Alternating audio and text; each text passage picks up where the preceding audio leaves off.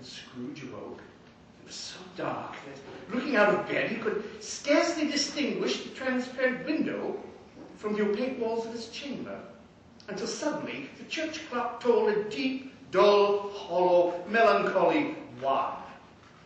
Light flashed up in the room upon the instant, and the curtains of his bed were drawn aside by a strange figure, like a child, yet not so like a child as an old man, viewed through some supernatural medium, which gave him the appearance of having receded from the view and being diminished to a child's proportions.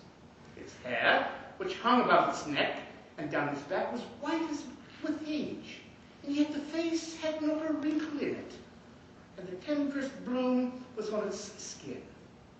It held a branch of fresh green holly in its hand, and, in singular contradiction to that wintry emblem, had its dress trimmed with summer flowers. But the strangest thing about it was that from the crown of its head there sprung a bright, clear jet of light, by which all this was visible, and which was doubtless the occasion of its using, in its duller moments, a great extinguisher for a cap, which it now held under its arm. Are you the spirit, sir, whose coming was foretold to me? I am. Who and what are you? I am the ghost of Christmas past. Long past? No, your past. Things that you will see with me are shadows of the things that have been. They will have no consciousness of us. Scrooge then made bold to inquire what business brought him there. Your welfare. Rise and walk with me. It would have been in vain for Scrooge to plead that the weather and the hour were not adapted to pedestrian purposes. The bed was warm and the thermometer a long way below freezing. That he was clad but lightly in his slippers, dressing gown and nightcap, and that he had a cold upon him at the time. The grasp, though gentle as a woman's hand, was not to be resisted. He rose, but finding that the spirit made towards the window, clasped his robe in supplication. I am a mortal and liable to fall. Bear but the touch of my hand, there, said the spirit, laying it upon his heart, and you shall be upheld in more than this. As the words were spoken, they passed through the wall, and stood in the busy thoroughfares of the city. It was made plain enough by the dressing of the shops there, too, that it was Christmas time. The ghost stopped at a certain warehouse and asked Scrooge if he knew it. Knew it? I was apprenticed here. They went in. At sight of an old gentleman in Welsh wig, sitting behind a high desk that, if it had been 2 inches taller, he must have knocked his head against the ceiling, Scrooge cried in great excitement. Why, it's old Fezziwig. Bless his heart, it's Fezziwig. Alive again. Fezziwig laid down his pen and looked up at the clock, which pointed to the hour of 7. He rubbed his hands, adjusted his capacious waistcoat, laughed all over himself, from his shoes to his organ of benevolence, and called out in a comfortable, oily, rich, fat, and jovial voice, "Yo-ho there, Ebenezer, Dick!"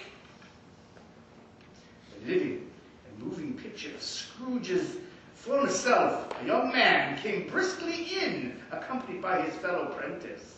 Wilkins, to be sure. And Scrooge said to the ghost, My old fellow apprentice, bless me, yes, there he is. He was very much attached to me, was Dick. Poor Dick, dear, dear. Yo-ho, my boy, said Fezziwig. No more work tonight. Christmas Eve. Dick, Christmas, Ebenezer. Let's have the shutters up before a man can say Jack Robinson. Clear away, my lads, and let's have a lots of room here. Clear away? There was nothing that wouldn't have cleared away, nor couldn't have cleared away, without Fezziwig looking on. It was done in a minute. Every movable was packed off, as if it were dismissed from public life forevermore. The floor was swept and watered, the lamps were trimmed, a fuel was heaped upon the fire, and the warehouse was as snug and warm and dry and bright a ballroom as you would desire to see upon a winter's night.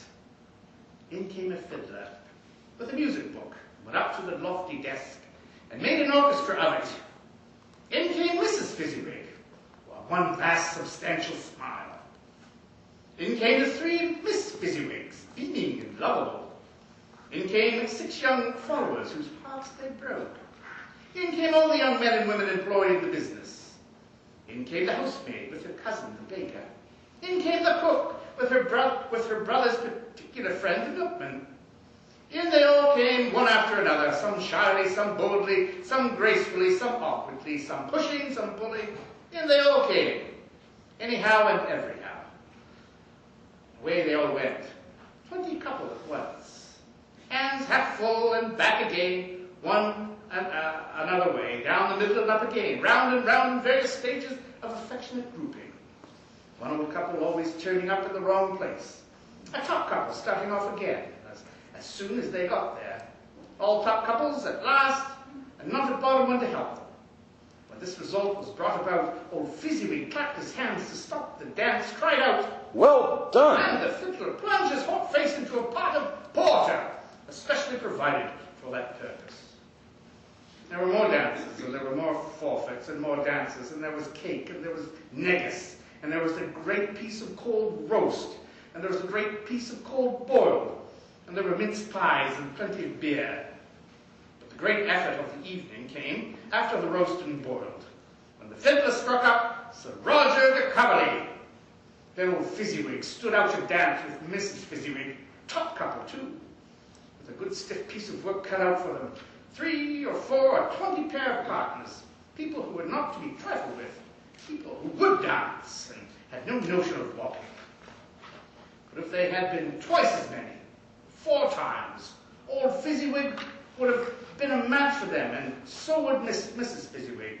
As for her, she was worthy to be his partner in every sense of the term. A positive light appeared to issue from Fezziwig's calves. They shone in every part of the dance. You couldn't have predicted at any given time what would become of them next. When the clock struck 11, this domestic ball broke up. Mr. and Mrs. Fezziwig took their stations, one on either side of the door, and shaking with hands with everyone individually as he or her went out, wished him or her a Merry Christmas. When everyone had retired, but the 2 apprentices, they did the same to them. Thus the cheerful voices died away. The lads were left to their beds, which were under a counter in the back shop. A small matter, Said the ghost, to make these silly folks so full of gratitude. He has spent but a few pounds of your mortal money, 3 or 4 perhaps. Is that so much that he deserves this praise? It isn't that, said Scrooge, heated by the remark, and speaking unconsciously like his former, not his latter self. It isn't that, Spirit. He has the power to render us happy or unhappy, to make our service light or burdensome, a pleasure or a toil.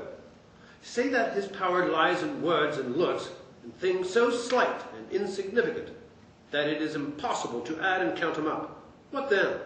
The happiness he gives is quite as great as if it cost a fortune. He felt the spirit's glance and stopped. What is the matter? Nothing particular. Something, I think. No, I should just like to be able to say a word or two to my clerk just now, that's all. My time grows short. Observed the spirit. Quick. This was not addressed to Scrooge or to anyone whom he could see, but it produced an immediate effect. For again he saw himself, and he was much older now, a man in the prime of life. He was not alone, but sat by the side of a fair young girl in a black dress, in whose eyes there were tears. It matters little. She said softly to Scrooge's former self. To you, very little.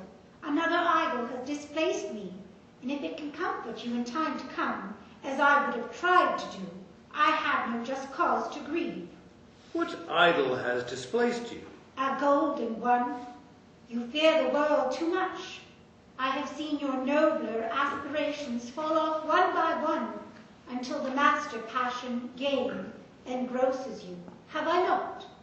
What then? Even if I have grown so much wiser, what then? I'm not changed towards you. Have I ever sought release from our engagement? In words, no, never. In what, then? In a changed nature, in an altered spirit, in another atmosphere of life, another hope as its great end. If you were free today, tomorrow, yesterday, can even I believe that you would choose a dowerless girl? Or choosing her, do I not know that your repentance and regret will surely follow? I do, and I release you, with a full heart, for the love of him you once were. Spirit, remove me from this place. I told you, these were shadows of things that have been. Said the ghost.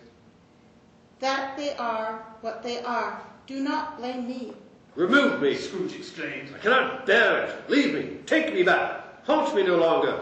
As he struggled with the spirit, he was conscious of being exhausted and overcome by an irresistible drowsiness, and further, of being in his own bedroom. He had barely time to reel to bed before he sank into a deep sleep.